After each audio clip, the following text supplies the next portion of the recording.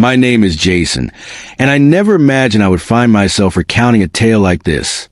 When I entered marriage, I believed in love, only to discover that the woman I cherished was secretly unfaithful.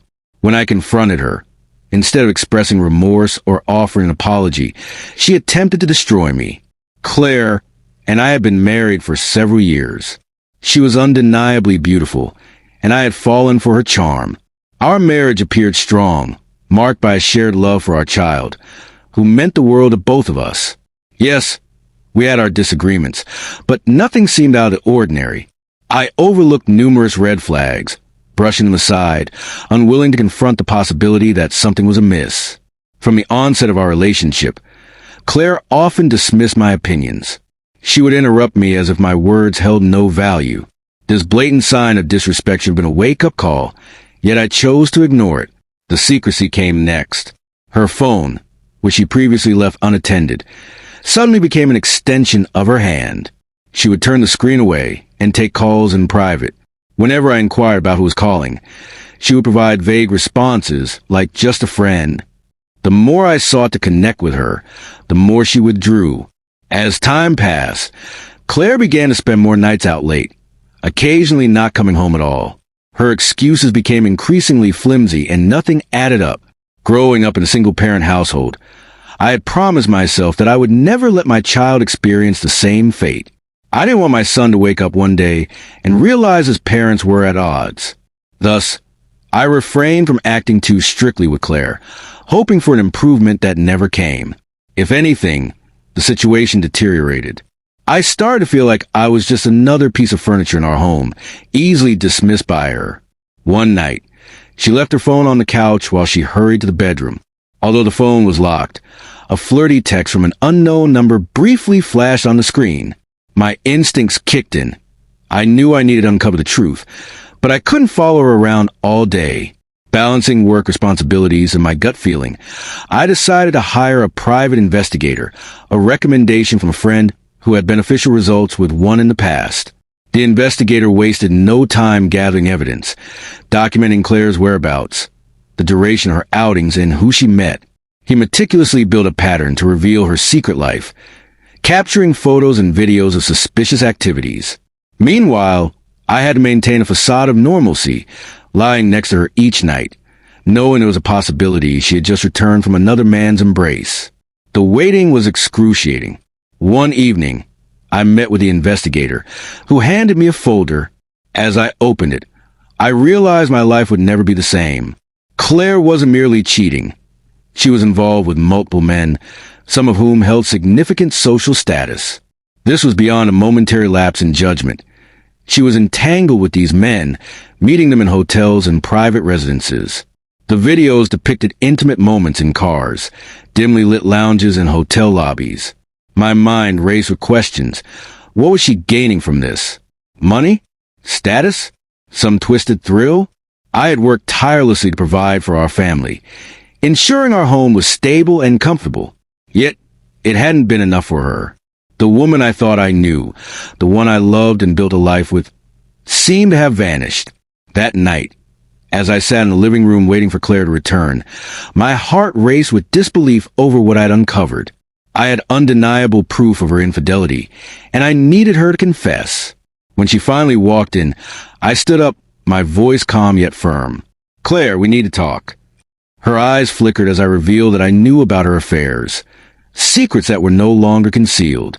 For a moment she froze, but instead of offering an explanation, she did something unexpected. She laughed. Then, in a swift turn, she lashed out, accusing me of controlling her, tracking her movements and not trusting her. Caught off guard, I watched as she stormed into the kitchen, grabbed a knife, and inflicted a wound on her own arm. I stood there frozen as she screamed and collapsed, clutching her arm while tears streamed down her face. In that moment, she looked at me with a blend of terror and desperation, dialing 911 to claim that I had attacked her. This was a nightmare, a trap. As I tried to comprehend the chaos unfolding, I discreetly began recording on my phone. Claire noticed and demanded to know who I was texting. I remained silent, and her expression hardened. With a chilling calmness, she warned me, Nothing will save you from this. I'll make sure you suffer until you die. Moments later, police lights illuminated the front of our house.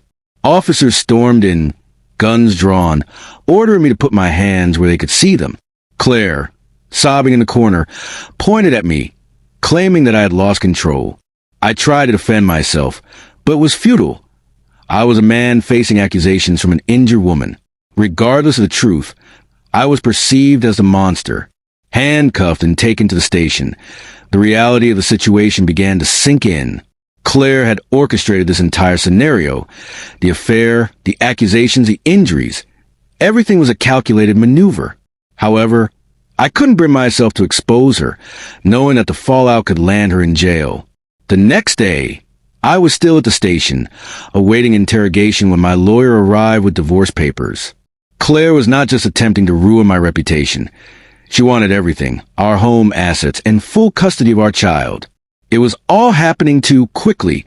One day we were discussing her infidelity, and the next, my world was crumbling. I realized that if I didn't fight back strategically, I would lose everything. For too long, I had ignored the truth, hoping to protect her, but she had pushed me too far. I retrieved the SD card containing evidence gathered by the investigator, videos, photos, and a recording of Claire's stage scene. I had everything I needed to counter her narrative. The aftermath was swift. Law enforcement reviewed the evidence, and Claire's entire story unraveled. The same officers who had initially viewed me with suspicion recognized her for what she truly was, a manipulative fraud who had wasted their time with a false report. The powerful men she had been involved with also faced repercussions, scrambling to distance themselves from her as the scandal unfolded. Claire lost a divorce case, ordered to pay damages and legal fees for the chaos she created. Instead of walking away rich, she found herself drowning in debt. In the custody battle, her lies were exposed, and I was granted full custody while she received limited supervised visits. The woman who once threatened to take my child from me was now restricted in her access. Reality hit hard when Claire faced legal consequences. Her time in jail, however brief, was enough for her to grasp that actions have repercussions. Upon her release, she found herself without the means to rebuild her life, burdened by debt and struggling to meet basic needs. Looking back, it's astonishing how close I came to losing everything. If I had reacted out of anger instead of remaining composed, I could have found myself in jail, broke and separated from my child. Staying calm initially seemed like the best choice, but I recognize now that staying silent any longer would have allowed Claire to bury me completely. Some people don't just want to hurt you. They aim to destroy you. If you give them the chance, they will. I know some may wonder why I didn't leave sooner. The answer is love. I believed in our family, and when a child is involved, it's not easy to walk away over mere suspicion. Yet, love should not blind us, and loyalty should never be one-sided. I learned the hard way that the person you trust the most can also be the one plotting your downfall. It's essential to pay attention to actions, not just words. If someone continually disrespects you, lies to you, or makes you question your sanity, chances are you're not the problem. Ultimately, I didn't win because of luck. I triumphed because I stayed focused, gathered evidence, and played the long game. Claire thought she could manipulate the system, but karma had different plans. She lost everything, and I found freedom in knowing that someone who once sought to destroy me no longer held any power over my life.